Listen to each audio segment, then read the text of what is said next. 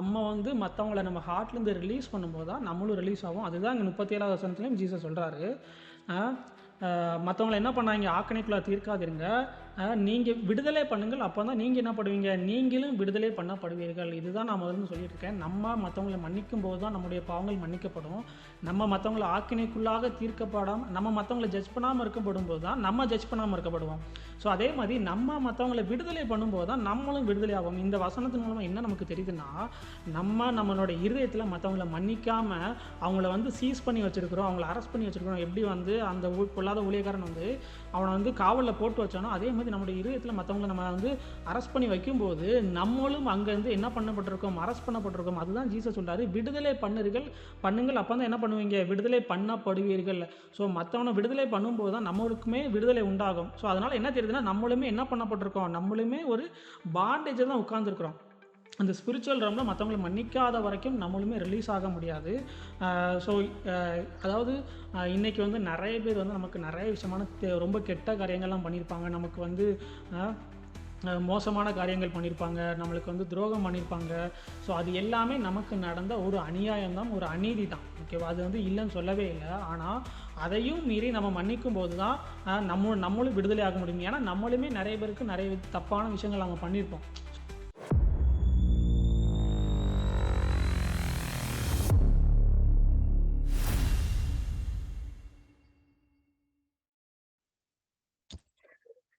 Okay, நம்ம worship start பண்ணலாம். எல்லாருமே நீங்க உட்கார்ந்து இருக்கிற இடத்துல இருந்து அப்படி ஆண்டவரை என் கூட சேர்ந்து ஆராதிங்க. இந்த உங்க நாமம் உயரணும் அப்படிங்கிற சாங் பாடி நம்ம ஆண்டவரை துதிப்போம்.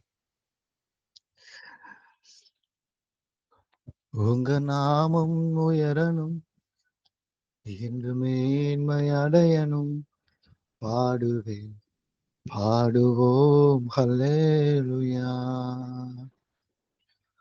உங்க நாமம் உயரணும் என்று மேன்மை அடையணும், பாடுவேன் பாடுவோம் ஹல்லேலூயா. ஹல்லேலூயா ஹல்லேலூயா ஹல்லேலூயா ஹல்லேலூயா.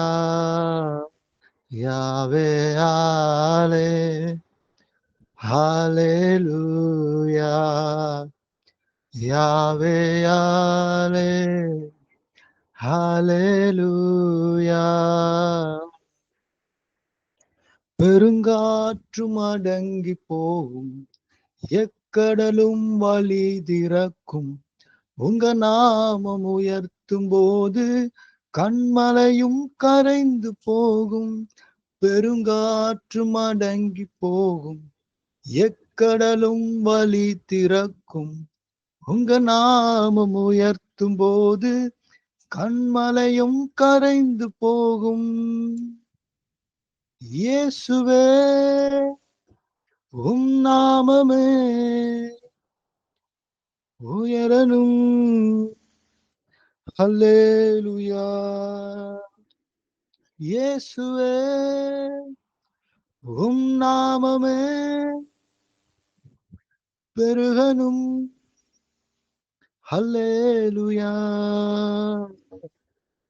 உங்க நாமம் உயரணும் என்று மேன்மை அடையணும், பாடுவேன் பாடுவோம் ஹல்லேலூயா.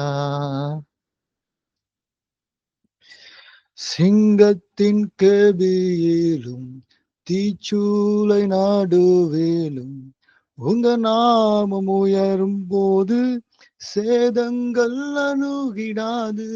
சிங்கத்தின் கேபியிலும் தீச்சூளை நடுவிலும் உங்க நாமம் உயர்த்தும் போது சேதங்கள் அணுகிடாது. இயேசுவே உங்க நாமமே உயரணும், ஹல்லேலூயா. இயேசுவே உம் நாமமே பெருகனும். ஹல்லேலூயா. உங்க நாமம் உயரணும், என்று மேன்மை அடையணும். பாடுவேன், பாடுவோம், ஹல்லேலூயா. சிறைச்சாலை அடைப்பதில்லை, சங்கிலிகள் நிரந்தரமில்லை. உங்க நாமம் உயர்த்தும் போது அஸ்திபாரம் நிலைப்பதில்லை. சிறைச்சாலை அடைப்பதில்லை, சங்கிலிகள் நிரந்தரமில்லை. உங்க நாமம் உயர்த்தும் போது அஸ்திபாரம் நிலைப்பதில்லை. இயேசுவே, உங்க நாமமே உயரணும். ஹல்லேலூயா. இயேசுவே, உம் நாமமே பெருகணும். ஹல்லேலூயா. உங்க நாமம் உயரணும், இன்று மேன்மை அடையணும். பாடுவேன், பாடுவோம், ஹல்லேலூயா. உங்க நாமம் உயரணும், இன்று மேன்மை அடையணும். பாடுவேன், பாடுவோம், ஹல்லேலூயா. ஹalleluya, ஹalleluya, ஹalleluya, ஹalleluya. யாவே ஆலே, ஹalleluya. யாவே ஆலே, ஹalleluya. நன்றி தகப்பனே, இந்த ஒரு நல்ல நாளுக்காக, இந்த நல்ல ஐக்கியத்திற்காக உமக்கு நன்றிப்பா. நீ செய்த எல்லா நன்மைகளுக்கும் உண்மை துதிக்கிறோம்ப்பா, உண்மை ஸ்தோத்தரிக்கிறோம். நீர் இன்றுமே எங்களை அதிகமாய் துதிக்க பண்ணுங்கப்பா. எங்கள் வாசல்களை துதியின் வாசல்களை மாற பண்ணுங்க. இதை பார்க்கிற, இதை கேட்கிற, இதில் கலந்து கொண்டிருக்கிற ஒவ்வொருத்தரையும் உங்க கரத்துல நான் ஒப்பு கொடுக்கிறேன் சுவாமி. நீங்க ஆசீர்வதிங்க. நீங்க ஒவ்வொருத்தரையும் உங்க கரத்துல எடுத்துக்கோங்க. நீங்க நடத்துங்கப்பா. இது அநேகருடைய வாழ்க்கையில வெளிச்சம் உண்டாகும்படிக்கு நான் வெளிச்சத்தை கட்டளை இடுகிறேன்ப்பா. இயேசுவின் நாமத்துல ஜெபிக்கிறோம் பிதாவே.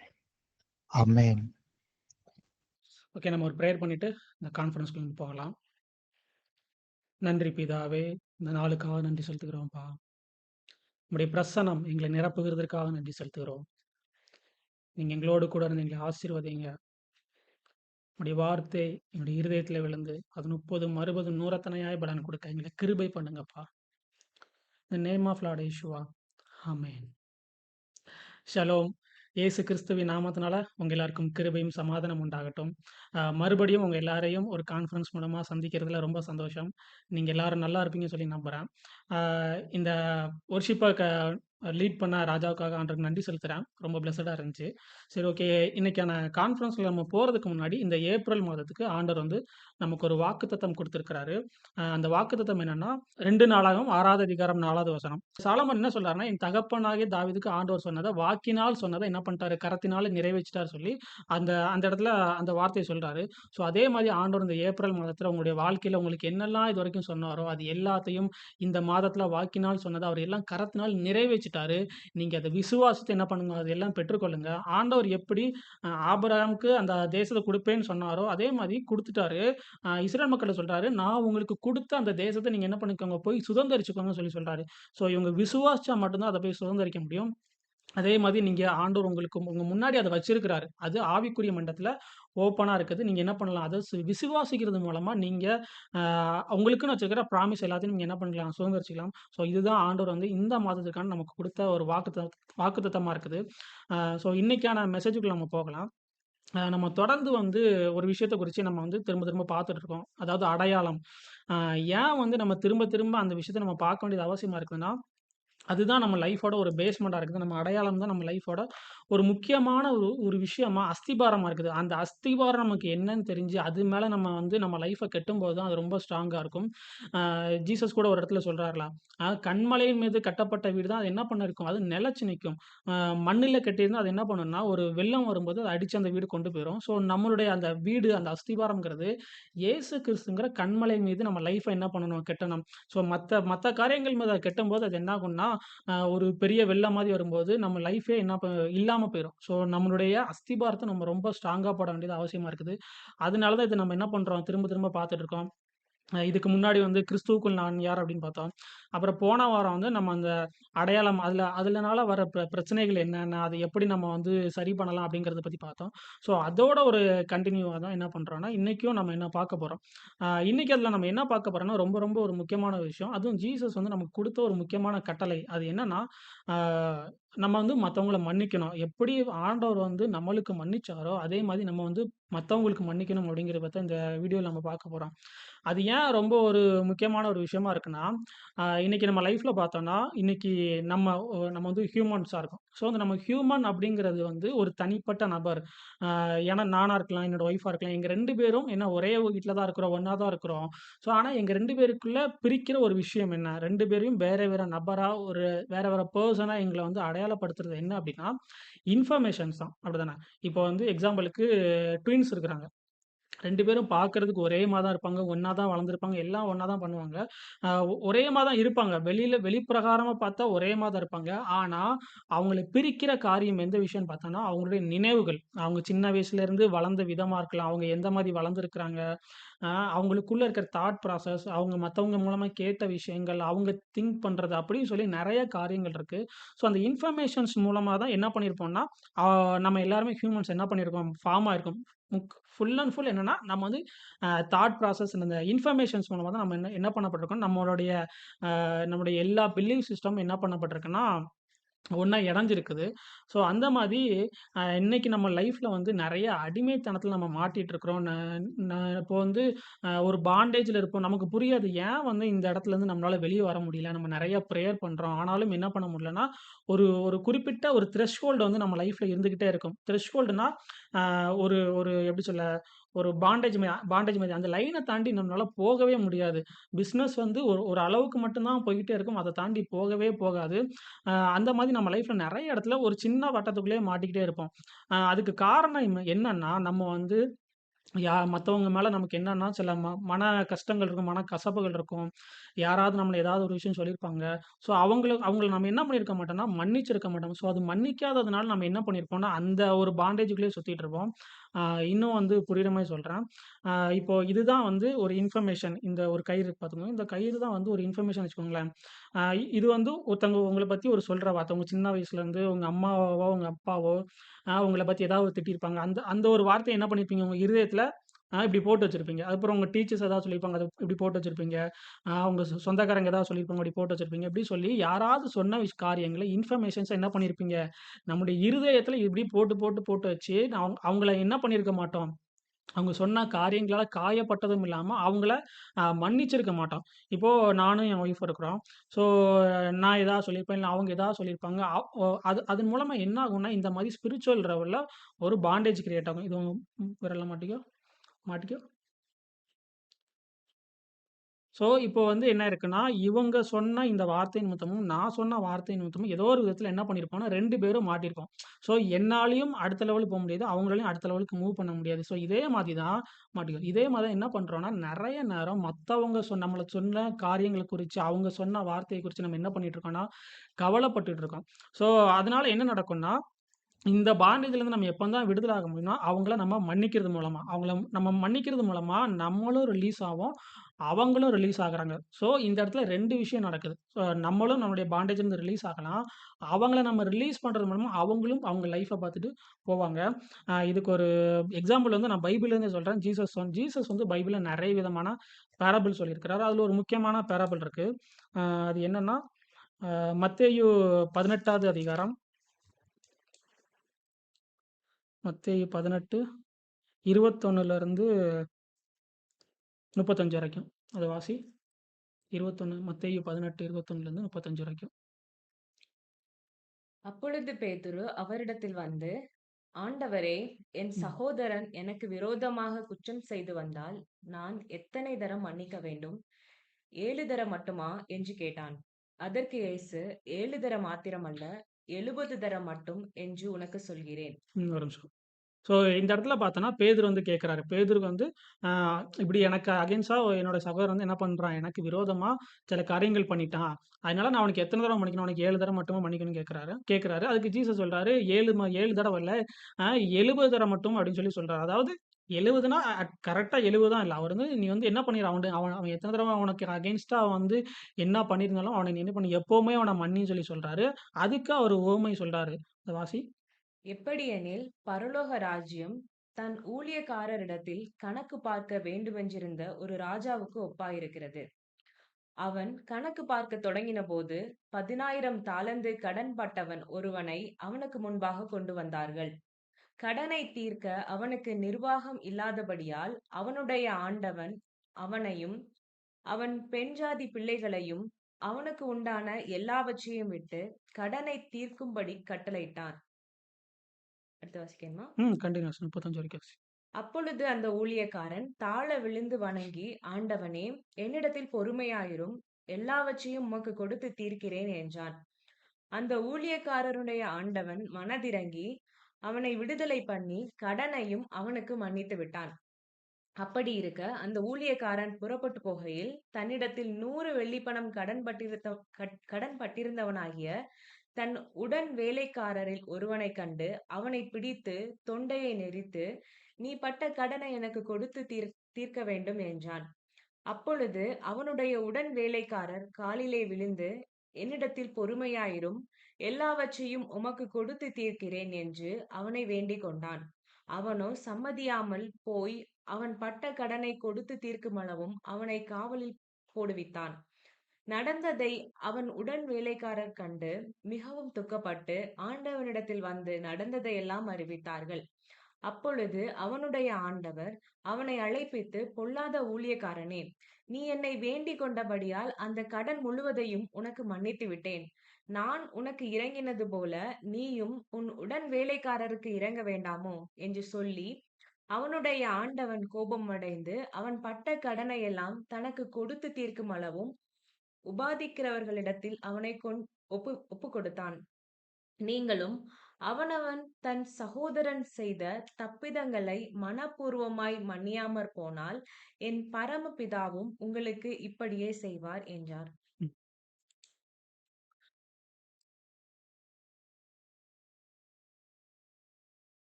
ஓகே. இந்த இந்த பேசேஜ்ல நம்ம பார்த்தோம். ஜீசஸ் வந்து மன்னிக்கிறத குறிச்சு எந்த அளவுக்கு ரொம்ப ஸ்ட்ரெஸ் பண்ணி பேசுறாரு அப்படின்னு சொல்லி நம்ம பார்த்தோம். அவர் சொல்றாரு, "நீங்களும் அவனவன் தன் தன் சகோதரன் செய்த தப்பிதங்களை மன்னியாமற் மனப்பூர்வமாய்" அதாவது ஃபுல் ஹார்ட்டடா அவங்கள மன்னிக்கணும். மன்னிக்காம போனா, இதே மாதிரி தான் என்ன பண்ணுவாரு, நம்மளுடைய பரமபிதாவும் உங்களுக்கு அவர் பண்ணுவாரு சொல்லி சொல்றாரு. ஒருவேளை நீங்க மனப்பூர்வமா மன்னிச்சீங்கன்னா, அவரும் என்ன பண்ணுவாரு, உங்களுடைய பாவங்களை எல்லாம், உங்களுடைய தப்பிதங்களை எல்லாம் என்ன பண்றாருன்னா, அவர் உங்களுக்கு மன்னிக்கிறாரு. இந்த மன்னிப்பு அப்படிங்கிற விஷயம் வந்து நியூ கவர்னன்ட்ல வந்து ரொம்ப ரொம்ப முக்கியமா இருக்குது. ஏன்னா ஜீசஸ் நெறைய இடத்துல அத பத்தி பேசுறாரு. அந்த லார்ட்ஸ் பிரேயர் அப்படிங்கிற கர்த்தருடைய ஜெபத்திலயும் பார்த்தோம்னா, ஒரு ஜீசஸ் ஒரு இடத்துல சொல்லிக் குடுக்குறாரு. நாங்கள் எங்களுடைய கடனாளிகளுக்கு மன்னிக்கிறது போல, எங்களுடைய கடன்களை எங்களுக்கு மன்னின்னு சொல்லி, ஜீசஸ் வந்து நமக்கு பிரேயர் பண்ண சொல்லிக் குடுக்குறாரு. ஸோ, நம்ம மன்னிக்கிறது அப்படிங்கிறது வந்து ரொம்ப ரொம்ப முக்கியமான ஒரு விஷயம். இதுல நம்ம பார்த்தோம்னா, அவர் அந்த சொல்ற அந்த பேரபிள் என்ன மாரின்னா, ஆ பரலோக ராஜ்யம் வந்து எதற்கு அந்த தன் ஊழியக்காரத்தில் கணக்கு பார்க்க வேண்டியிருந்த ஒரு ராஜாவுக்கு ஒப்பா இருக்கிறது. அ அ அதாவது ஒரு ராஜா இருக்கிறாரு. அந்த ராஜா வந்து என்ன பண்றாருன்னா, அவனுக்கு கணக்கு பார்க்குற ஒரு ஊழியக்காரன கூப்பிட்டு கேட்கிறாரு. ஸோ அவன் வந்து நெறைய கடன் பட்டிருக்கான். அந்த ராஜாவுக்கு வந்து நெறைய கடன் பட்டிருக்கான். அ அ அ அவன அந்த ராஜா என்ன சொல்றாருன்னா, "நீ என்ன பண்ணு, உன்ட்ட இருக்கிற எல்லாத்தையும் வித்து கொண்டு வந்து எனக்கு குடு" அப்படின்னு சொல்லி சொல்றாரு. அவன் வந்து உடனே என்ன பண்றான், தாழ விழுந்து, "என்ன மன்னிச்சிடுங்க, எனக்கு கொஞ்சம் டைம் குடுங்கன்னு" சொல்லி அவன் கேட்கிறான். அப்பொழுது என் மேல கொஞ்சம் பொறுமையா இருங்கன்னு சொல்லி கேட்குறான். உடனே அந்த ராஜா என்ன பண்ணிடுறாரு, அவன் வந்து அவன் கேட்டது டைம் கொஞ்சம் எனக்கு கொஞ்சம் என் மேல கொஞ்சம் பொறுமையா இருங்கன்னு தான் கேட்டான். ஆனா அவர் என்ன பண்றாருன்னா, சரி அவன் வந்து இறங்கிட்டான். அவன் வந்து அவன என்ன பண்ணிட்டான், தாழ்த்திட்டான் அப்படின்னு சொல்லி, அ அ அந்த ராஜா வந்து என்ன பண்ணிடுறாருன்னா, அவனுக்கு ஃபுல்லுத்தையும் மன்னிச்சுறாரு. எல்லாத்தையும் அவன மன்னிச்சுறாரு. அதே மாரி தான் பிதாவும் நம்மளுடைய பாவங்கள், நம்முடைய தப்பிதங்கள் எல்லாத்தையும் நமக்கு அவரு முன்னக்கூட்டியே நம்மள மன்னிச்சுட்டாரு. ஆனா, இந்த சில நேரங்கள் நம்ம என்ன பண்றோம் அப்டின்னா, இந்த ஊழியக்காரன் பண்ற மாரி, அ அந்த ஊழியக்காரன் வந்து இன்னொருத்தனுக்கு கடன் குடுத்துருக்கான். அந்த கடன் குடுத்தவன்ட்ட திரும்ப போய் இவன் போய் இந்த ஊழியக்காரன் போய் அவன்ட்ட போய் கேட்கறான். கேட்கும்போது, அவன் இல்ல என்ட்ட இப்ப இல்லன்னு சொன்னோனே, அவன தொண்டைய பிடிச்சு நெரிச்சு, "நீ எனக்கு கண்டிப்பா குடுத்தே ஆகணும்" அப்டின்னு சொல்லி அந்த ராஜா இவனுக்கு மன்னிச்சது மாரி, இவன் வந்து அந்த இன்னொரு ஊழியக்காரனுக்கு என்ன பண்ணாம போயிட்டான், மன்னிக்காம போயிட்டான். மன்னிக்காம போயிட்டு அவன பிடிச்சு என்ன பண்றான்னா, அவன வந்து காவல்ல வச்சிருக்கிறான். ஸோ இதே மாரி தான் இன்னைக்கு என்ன பண்றோம்னா, நம்மளும் நெறைய நேரங்கள்ல ஆண்டவர் வந்து நமக்கு மன்னிச்சுட்டாரு. ஆனா நம்ம என்ன பண்றோம்னா, நம்ம மத்தவங்களுக்கு மன்னிக்காம நம்முடைய இருதயத்துல என்ன பண்றோம்னா, அவங்கள பிடிச்சு வச்சிருக்கோம். இவன் வந்து எப்படி பண்றான்? அப்பொழுது அவனுடைய உடன் வேலைக்காரன் அவன் காவலிலே விழுந்து காலிலே விழுந்து, "என்னிடத்தில் பொறுமையாரும் எல்லாவற்றையும் உமக்கு கொடுத்து தீர்க்கிறேன்" என்று அவனை வேண்டிக் கொண்டான். அவனோ சம்மதியாமல், போய் அவன் பட்ட கடனை கொடுத்து தீர்க்குமலும் அவனை காவலில் போட்டு வைத்தான். அவன என்ன பண்றான்? ஒரு மாரி அரஸ்ட் பண்ணி வைக்கிறான். இந்த அரெஸ்ட் பண்றது அப்படிங்கிறது என்னன்னா, இன்னைக்கு நெறைய பேர நம்ம மன்னிக்காம நம்மளுடைய இருதயத்துல அவங்கள என்ன பண்ணி வைக்கிறோம்னா, அரெஸ்ட் பண்ணி வைக்கிறோம். அவங்க இருதயத்துல ஒரு ஜெயில் மாதிரி நம்ம யூஸ் பண்ணிட்டு இருக்கோம். நம்முடைய இருதயம் வந்து ஆண்டவர் வாசம் பண்ணுகிற ஒரு இடமா இருக்குது. அப்படிப்பட்ட இடத்த நம்ம வந்து மத்தவங்கள மன்னிக்காம, ஒரு ஒரு ஜெயில் மாதிரி நம்ம யூஸ் பண்ணிட்டு இருக்கோம். அதே தான் இங்க சொல்லிட்டு இருக்குதுங்க. ஸோ அந்த மாதிரி நம்ம இருந்தோம்னா என்ன பண்ணுவாருன்னா, ஆண்டவர் மறுபடியும் என்ன பண்றாருன்னா, இந்த ராஜா வந்து அந்த ஊழியக்காரன பிடிச்சு, "பொல்லாத ஊழியக்காரனே, நான் உனக்கு மன்னிச்சேன்ல, அதே மாதிரி நீ என்ன பண்ணியிருக்கணும்? நீயும் அவனுக்கு மன்னிச்சிருக்கணும்ல. நீ ஏன் அவனுக்கு மன்னிக்காம போனன்னு சொல்லி மறுபடியும் அவன தூக்கி என்ன பண்றாருன்னா, அ அவன அதே மாதிரி உபாதிக்கிறவர்களிடத்துல அவன என்ன பண்றாரு? ஒப்பு குடுக்குறாரு. ஸோ இது வந்து ரொம்ப ஜீசஸ் வந்து ஸ்ட்ரெஸ் பண்ணி பேசுறாரு. இது வந்து ரொம்ப முக்கியமான ஒரு விஷயமா இருக்குது. இது வந்து நம்மளுடைய லைஃப்லயும் அ நம்ம வந்து நெறைய நேரங்கள்ல அ அடுத்த லெவலுக்கு போக முடியாம, மத்தவங்கள நம்முடைய இருதயத்துல என்ன பண்ணிட்டு இருக்கோம்? கெட்டி வச்சிருக்கிறோம். அவங்களாலயும் போக முடியாது, நம்மளாலயும் போக முடியாது. என்னைக்கு வந்து அ நம்ம வந்து அவங்கள மன்னிச்சு அவங்கள ரிலீஸ் பண்றோமோ, அப்பதான் நம்மளும் என்ன பண்ண முடியும்? அடுத்த லெவலுக்கு போக முடியும். இத ஏன் வந்து ரொம்ப முக்கியமா நான் பேசுறேன்னா, அ இது வந்து இந்த அடையாளம் சம்மந்தப்பட்டதோட, இருதயம் சம்மந்தப்பட்ட ஒரு காரியமா இருக்குது. நம்ம இருதயம் வந்து ரொம்ப ஹீல் ஆக வேண்டியது முக்கியமா இருக்குது. ஏன்னா, நம்மலாம் ராஜ்யத்துக்குரியவர்களா இருக்கிறோம். நம்ம ஒரு விஷயம் பண்ணும்போது, அது சுத்தி இருக்கிறவங்க எல்லாரையும் பாதிக்குது. எப்படி போன கான்ஃபரன்ஸ்ல பார்த்தோம். அனாயிண்டிங் பண்ணப்பட்டவங்க வந்து ஒரு ஹார்ட் ஹீலிங்ல ரொம்ப வந்து ஹார்ட் ஹீலிங் அப்படிங்கிறதுல ரொம்ப ஒர்க் பண்ணியிருக்கணும். ஏன்னா, அனாயின் பண்ணப்பட்டவன் வந்து அ அ அனாயிண்டிங் இல்லாதவங்களே ஒரு விஷயம் வந்து அவங்க அடையாளம் தப்பான இடத்துலருந்து வரும்போது, அவங்க ஒர்க் பண்ணும்போது சுத்தி இருக்கிற எல்லாரையும் கொலாட்ரல் டேமேஜ்க்குள்ள கொண்டு போகும். அதே மாரி நம்மளுடைய அடையாளம் என்னன்னு தெரிஞ்சிரும். அதே மாரி நம்ம வந்து மத்தவங்கள மன்னிக்கவும் நமக்கு தெரிஞ்சிரும். ஃப்ரீயா அதாவது எப்படி இயேசு கிறிஸ்து நமக்கு மன்னிச்சாரோ, அதே மாதிரி நம்மளும் மத்தவங்கள மன்னிக்கணும். மனப்பூர்வமா மன்னிக்கணும். இதுதான் அங்க ரொம்ப ஜீசஸ் ஸ்ட்ரெஸ் பண்றாரு. மனப்பூர்வமாய் மன்னிக்கணும். அது வந்து ரொம்ப முக்கியமானதா இருக்குது. நம்ம வந்து இன்னொரு வசனம் நம்ம வாசிப்போம். அ லூக்கா லூக்கா 6வது அதிகாரம். 27, 28, 37.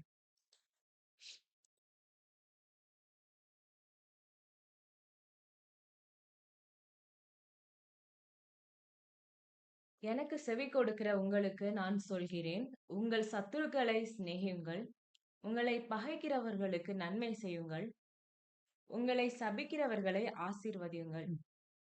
உங்களை நிந்திக்கிறவர்களுக்காக ஜெபம் பண்ணுங்கள். 37. பார்த்தீங்களா? ம். மற்றவர்களை குற்றவாளிகள் என்று தீர்க்காதிருங்கள். அப்பொழுது நீங்களும் குற்றவாளிகள் என்று தீர்க்கப்படாதிருப்பீர்கள்.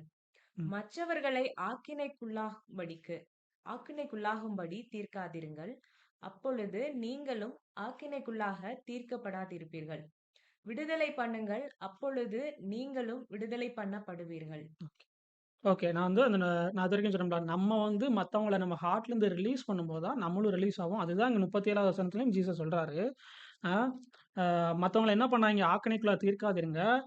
நீங்க விடுதலை பண்ணுங்கள். அப்பதான் நீங்க என்ன பண்ணுவீங்க? நீங்களும் விடுதலை பண்ணப்படுவீர்கள். இதுதான் நான் முதல்ல சொல்லிட்டு இருக்கேன். நம்ம மத்தவங்கள மன்னிக்கும்போது தான் நம்முடைய பாவங்கள் மன்னிக்கப்படும்.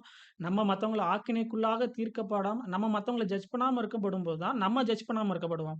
ஸோ அதே மாரி நம்ம மத்தவங்கள விடுதலை பண்ணும்போது தான் நம்மளும் விடுதலை ஆவோம். இந்த வசனத்தின் மூலமா என்ன நமக்கு தெரியுதுன்னா, நம்மளோட இருதயத்தில மத்தவங்கள மன்னிக்காம, அவங்கள வந்து சீஸ் பண்ணி வச்சிருக்கிறோம். அவங்கள அரெஸ்ட் பண்ணி வச்சிருக்கிறோம். எப்படி வந்து அந்த பொல்லாத ஊழியக்காரன் வந்து அவன வந்து காவல்ல போட்டு வச்சானோ, அதே மாரி நம்முடைய இருதயத்தில மத்தவங்கள நம்ம வந்து அரெஸ்ட் பண்ணி வைக்கும்போது, நம்மளும் அங்க இருந்து என்ன பண்ணப்பட்டிருக்கோம்? அரெஸ்ட் பண்ணப்பட்டிருக்கோம். அதுதான் ஜீசஸ் சொல்றாரு. விடுதலை பண்ணுங்கள். அப்பதான் என்ன பண்ணுவீங்க? விடுதலை பண்ணப்படுவீர்கள். ஸோ மத்தவன விடுதலை பண்ணும்போது தான் நம்மளுக்குமே விடுதலை உண்டாகும். ஸோ அதனால என்ன தெரியுதுன்னா, நம்மளுமே என்ன பண்ணப்பட்டிருக்கோம்? நம்மளுமே ஒரு பாண்டேஜ்ல தான் உட்கார்ந்திருக்கிறோம். அந்த ஸ்பிரிச்சுவல் ரம்ல மத்தவங்கள மன்னிக்காத வரைக்கும் நம்மளுமே ரிலீஸ் ஆக முடியாது. ஸோ அ அதாவது இன்னைக்கு வந்து நெறைய பேர் வந்து நமக்கு நெறைய விஷயமான ரொம்ப கெட்ட காரியங்கள்லாம் பண்ணியிருப்பாங்க. நமக்கு வந்து அ மோசமான காரியங்கள் பண்ணியிருப்பாங்க. நம்மளுக்கு வந்து துரோகம் பண்ணியிருப்பாங்க.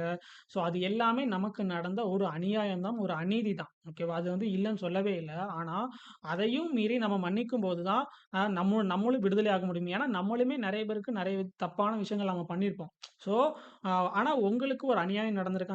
ஆனா, நீங்க இந்த இடத்துல அவங்கள மன்னிக்கும்போது, ஆண்டவர் என்ன பண்ணுவாரு? உங்களுக்கு பதிலாக அவரு பழி வாங்குவாரு. ஆண்டவர் என்ன சொல்றாரு? "பழி வாங்குதல் எனக்குரியது" அப்படின்னு சொல்லியிருக்கிறாரு. ஸோ அந்த காரியத்த நீங்க என்ன பண்ணுங்க, நீங்க ஆண்டவர்கிட்ட விடுங்க. நீங்க அந்த காரியத்த எடுக்காதீங்க. உங்களுக்கு கண்டிப்பா என்ன பண்ணும், மத்தவங்க காயப்படுத்துனது உங்களுக்கு வலிக்கும் தான். சின்ன வயசுலேருந்து இன்னைக்கு நம்மளுடைய கல்ச்சர் படி பார்த்தோம்னா, சின்ன வயசுலேருந்தே பேரண்டால் நம்ம எல்லாரும் என்ன பண்ணப்பட்டிருப்போம், ரொம்ப நம்ம கல்ச்சர் படி பேரண்ட்ஸ் எல்லாம் நம்மள அடிச்சு தான் வளர்த்துருப்பாங்க. ஸோ அவங்க மூலமா ஒரு காயம் ஏற்பட்டிருக்கும். நம்மள சுத்தி இருக்கிற சொசைட்டி மூலமா, நம்ம கூட நம்மளோட டீச்சர்ஸா இருக்கலாம், இல்லன்னா சொந்தக்காரங்களா இருக்கலாம், இல்ல நம்ம ஃப்ரெண்ட்ஸா இருக்கலாம்.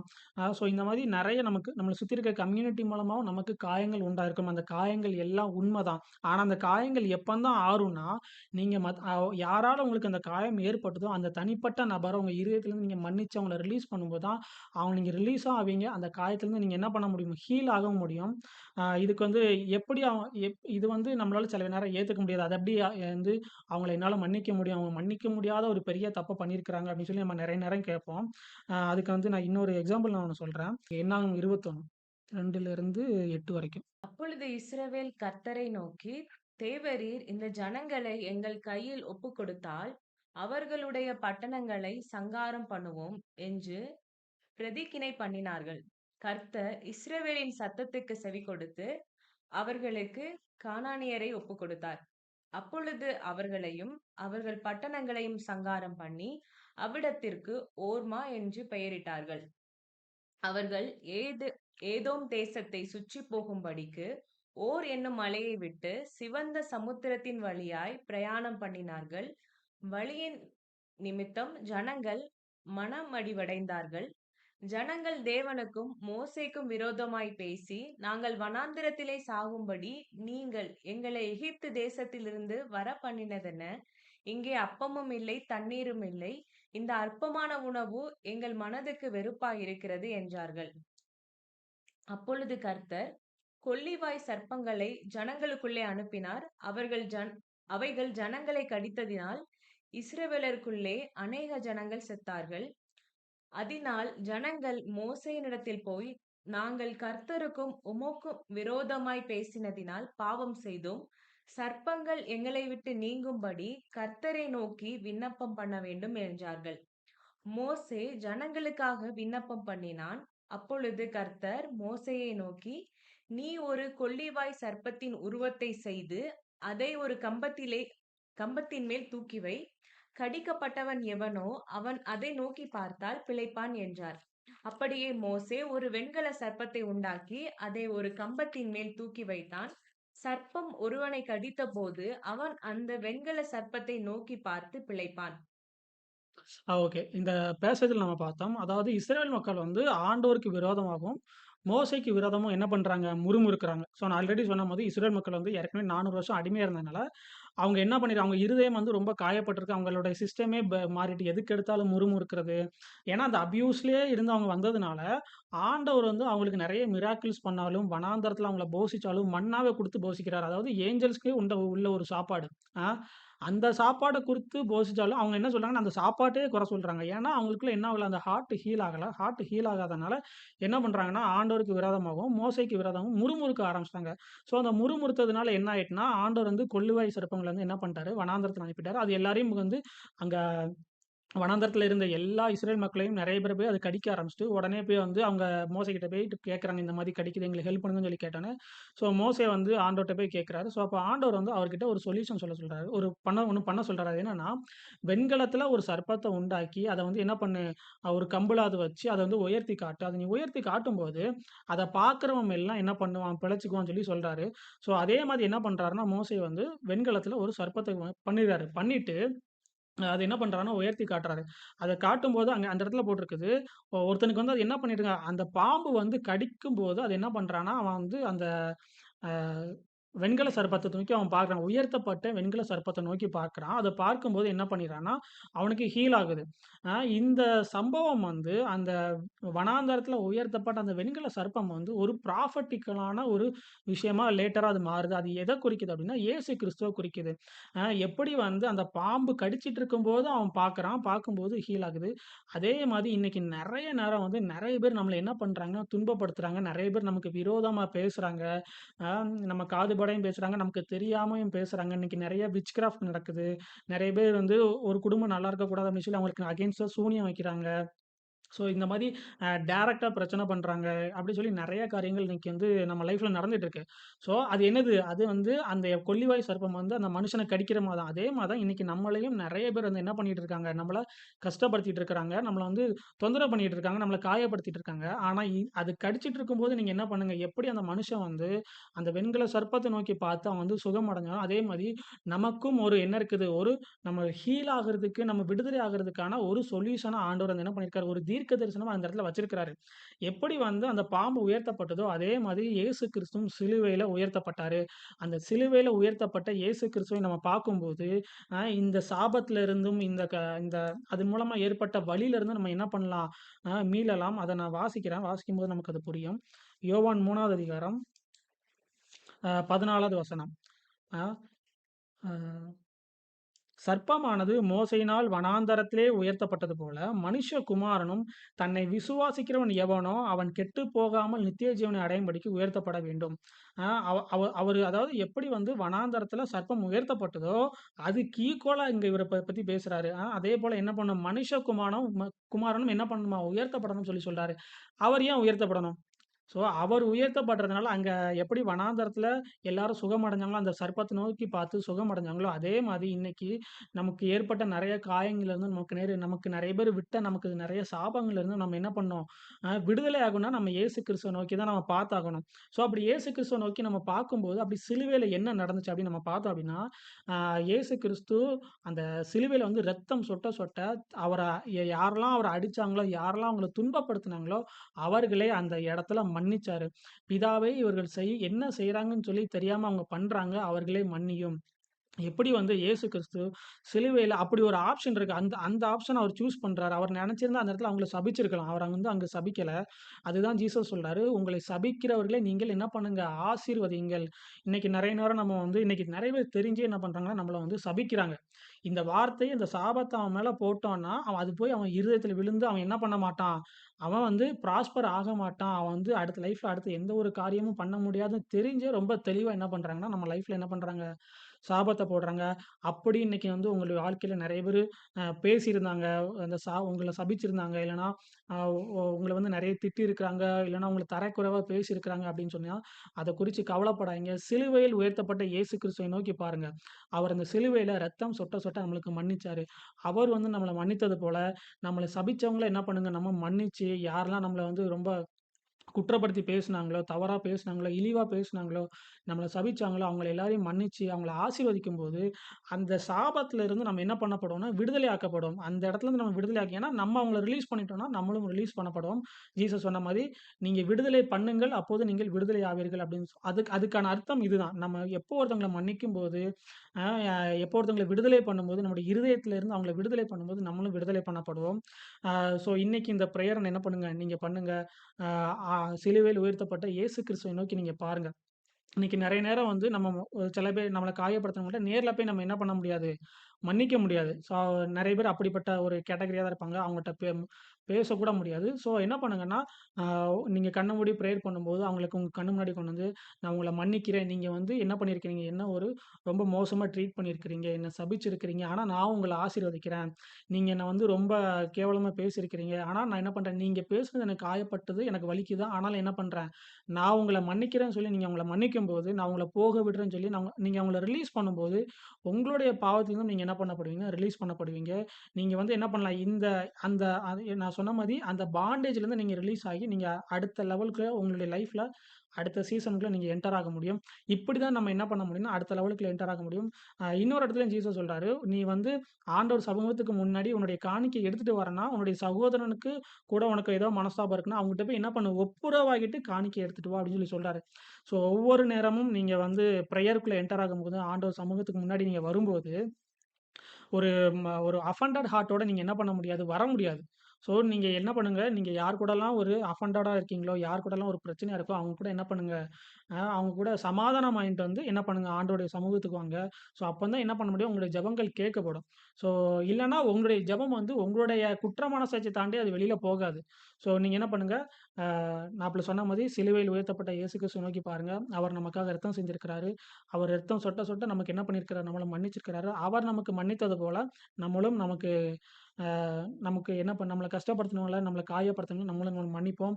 அந்த பாண்டேஜ்லேருந்து நம்ம விடுதலையாகி, ஒரு விடுதலையான ஒரு வாழ்க்கைய நம்ம வாழணும். நம்ம சுயாதீனத்தின் வாழ்க்கைய வாழணும்னா, நம்ம வந்து மத்தவங்களுக்கு மன்னிக்கணும். ஸோ இந்த மெசேஜ் வந்து உங்களுக்கு புரிஞ்சிருக்கும்னு நெனைக்கிறேன். உங்களுக்கு ரொம்ப யூஸ்ஃபுல்லா இருந்திருக்கும்னு நெனைக்கிறேன். இது வந்து ரொம்ப ரொம்ப முக்கியமான ஒரு மெசேஜ். நம்ம யோசிச்சு பார்த்தோம்னா, நம்மளுடைய லைஃப் வந்து ரொம்ப நாள் ஒரே வட்டத்துக்குள்ள சுத்திக்கிட்டே இருக்கும். அதுக்கு மெயினான காரணம் என்னன்னா, நெறைய பேர நம்ம லைஃப்ல என்ன பண்ணியிருக்க மாட்டோம், மன்னிச்சிருக்க மாட்டோம். அவங்க ஏன் மன்னிக்காததுனால நம்முடைய இருதயம் வந்து ஒரு ஜெயில் மாரி தான் இருந்திருக்கும். அவங்கள நம்ம அடைச்சு வச்சிருப்போம். அவங்கள அடைச்சு வச்சிருக்கனால நம்மளும் அங்க தான் என்ன பண்ணியிருப்போம், அரெஸ்ட் பண்ணப்பட்டு உட்கார்ந்திருப்போம். ஸோ அவங்கள ரிலீஸ் பண்ணும்போது நம்மளும் ரிலீஸ் ஆவோம். நம்ம லைஃப் வந்து ஜீவனுக்கு எதுவாய் மாறும். நித்திய ஜீவனுக்கு எதுவாய் நம்ம லைஃப் வந்து மூவ் ஆகும். ஸோ ஸோ இந்த விஷயத்த உங்க லைஃப்ல நீங்க என்ன பண்ணுங்க, பிராக்டிஸ் பண்ணுங்க. உங்க பிரேயர்ல நீங்க பிராக்டிஸ் பண்ணுங்க. இது பிராக்டிஸ் பண்ணும்போது உங்க லைஃப் சேஞ்ச் ஆகுறத நீங்களே கண்டிப்பா பார்ப்பீங்க. ஸோ இந்த மெசேஜ் உங்களுக்கு புரிஞ்சிருக்கும்னு நெனைக்கிறேன். இன்னைக்கான மெசேஜுக்கும், இந்த கம்யூனியனுக்கும் ரொம்ப ஸ்ட்ராங்கான ஒரு தொடர்பு இருக்கு. ஜீசஸ் வந்து அந்த திராட்சை ரசத்த எடுத்துட்டு, அவர் ரத்தத்த எடுத்துட்டு என்ன சொல்றாரு? அநேகருக்காக சிந்தப்படும், பாவ மன்னிப்பாக சிந்தப்படும் ரத்தமா இருக்குது. ஸோ பாவ மன்னிப்பு.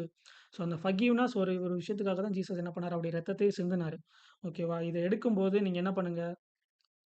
உங்களுக்கான ஃபர்கிவ்னஸ நீங்க ரிசீவ் பண்ணிக்கோங்க. இயேசு கிறிஸ்து சிலுவையில உங்களுக்காக மன்னிச்சாரு. உங்களுடைய பாவங்கள் எல்லாத்தையும் அவர் மன்னிச்சுட்டாரு. உங்களுடைய குற்ற மனசாட்சி நீங்க உங்கள மன்னிச்சுட்டாரு. அவர் உங்களுக்கு எப்படி மன்னித்தாரோ, அதே போல நீங்க என்ன பண்ணுங்க, நீங்களும் மத்தவங்களுக்கு மன்னியுங்க. மத்தவங்கள விடுதலை பண்ணுங்க. யாரையும் உங்களுடைய இருதயத்தில வந்து என்ன பண்ணாதீங்க, ஒரு ஜெயில் மாதிரி யூஸ் பண்ணி அவங்கள அடைச்சு வைக்காதீங்க. அவங்க எல்லாரையுமே ரிலீஸ் பண்ணுங்க. அவங்கள ரிலீஸ் பண்ணும்போது நீங்களும் ரிலீஸ் பண்ணப்படுவீங்க. So, uh thank you father. உமக்காக நன்றி செலுத்துகிறோம்ப்பா. இயேசு கிறிஸ்துவே உம்முடைய சரீரத்துக்காக நன்றி செலுத்துகிறோம். உம்முடைய சரீரத்துக்காக நன்றி செலுத்துகிறோம்ப்பா. இத நீங்க ஆசீர்வதித்து,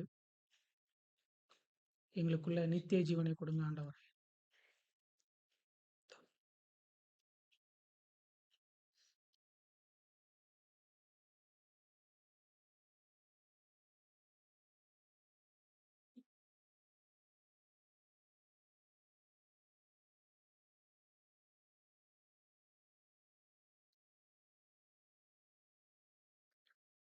சிலுவையில் உயர்த்தப்பட்ட உங்களை நோக்கி நாங்க பார்க்கிறோம்ப்பா.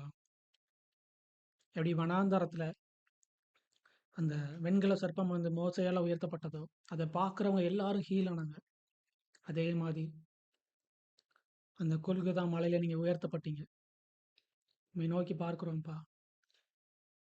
இது அநேகருக்காக, அநேகரின் பாவ மன்னிப்புக்காக சிந்தப்பட்ட உம்முடைய இரத்தமா இருக்குது. எங்களுடைய பாவங்கள எல்லாம் சுத்திகரிங்கப்பா. எங்க இருதயத்தை சுகமாக்குங்க. நீங்க எங்களுக்கு மன்னித்தது போல, எல்லாருக்கும் நாங்க மன்னிக்கிறோம்ப்பா.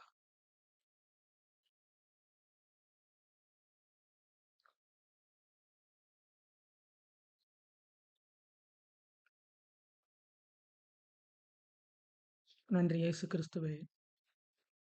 இந்த கான்ஃபரன்ஸ் அந்த ஒவ்வொருவரையும் உம்முடைய நாமத்தினால் நான் ஆசீர்வதிக்கிறேன். அவங்க வாழ்க்கையில ஒரு பெருக்கம் உண்டாகட்டும். எங்கெல்லாம் த்ரெஷ்ஹோல்டு இருக்கோ, அவங்க வாழ்க்கையில எந்தெந்த ஏரியாலாம் த்ரெஷ்ஹோல்டு இருக்கோ, அது எல்லாம் உடைக்கப்படுவதாக. அவங்கள பெருக பண்ணுங்க. உம்முடைய ஜனம் பெருகிறதை அவங்கள சுற்றி இருக்கிற எல்லாரும் காணணும்ப்பா. அவங்க ஒரு சுயாதீன வாழ்க்கைய வாழணும். அவங்க இருதயத்திலிருந்து எல்லாரையும் மன்னித்து, நீங்க எங்களுக்கு மன்னித்தது போல, அவங்க உங்களுடைய இருதயத்தில எல்லாரும் மன்னித்து, மனப்பூர்வமாய் மன்னித்து, ஒரு சுயாதீன வாழ்க்கைக்குள்ள அவங்க எக்ஸ்பீரியன்ஸ் பண்ணணும்.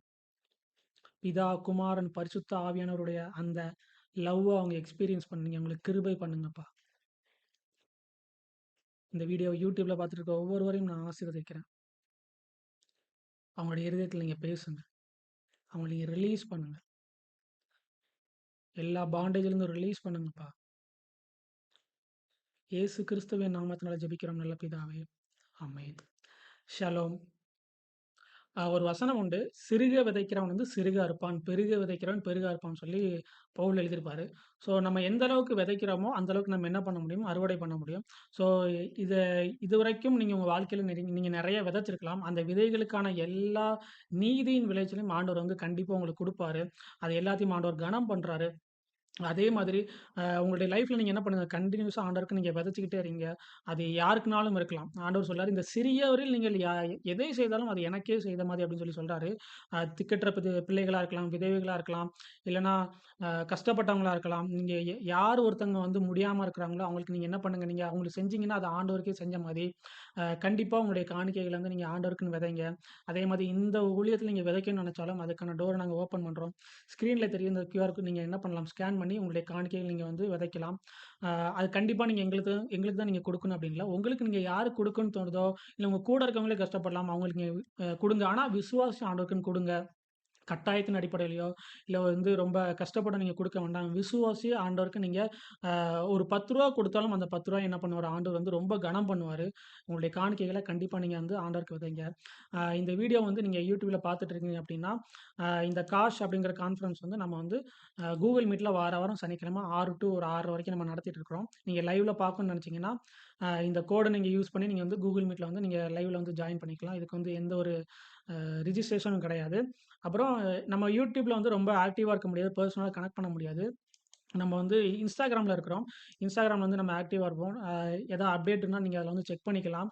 ஸோ தி மானிசார் மினிஸ்ட்ரி அப்படிங்கிற சேனல் நீங்க வந்து செக் பண்ணி நீங்க ஃபாலோ பண்ணா நீங்க ஃபாலோ பண்ணிக்கலாம். நம்ம வந்து நெக்ஸ்ட் கான்ஃபரன்ஸ்ல நம்ம மீட் பண்ணுவோம். ஷலோம். ஷலோம்.